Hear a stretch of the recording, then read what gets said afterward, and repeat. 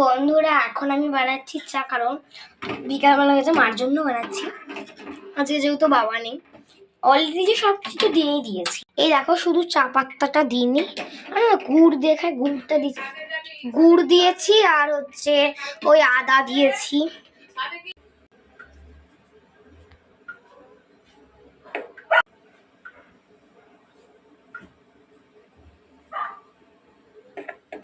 পরিমাণ মতো চা পাত্তা আমি দিয়ে দিয়েছি। চলো এটাকে রেখে আসি। রেখে দিয়েছি। দেখো চাটা হচ্ছে, চাটা অলমোস্ট হয়ে এসেছে। আর আমি সবকিছু আমার মার কাছ থেকে শিখেছি। মানে 2026-এ প্রথম আমি চা বানানো শিখলাম, তাই নিজেকে নিয়ে নিজের গর্ব হয়।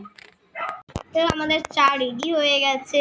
দেখো, আমি চামচ দিচ্ছি, আমি বিস্কুট দিতে তো বিস্কুটটা পড়ে যায়। এবার আমার মা বলবে যে চাটা খেতে ভালো হয়েছে কি হয়নি।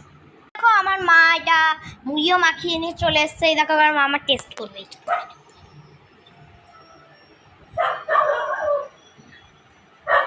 ভালো হয়েছে না মোটামুটি হচ্ছে সেটা বলো? মোটামুটি আছে, ঠিক আছে। ভালো হবে। আমার মার কাছ থেকে উত্তর পেয়ে গেলে চলো আমরা খাই এখন। Bye bye.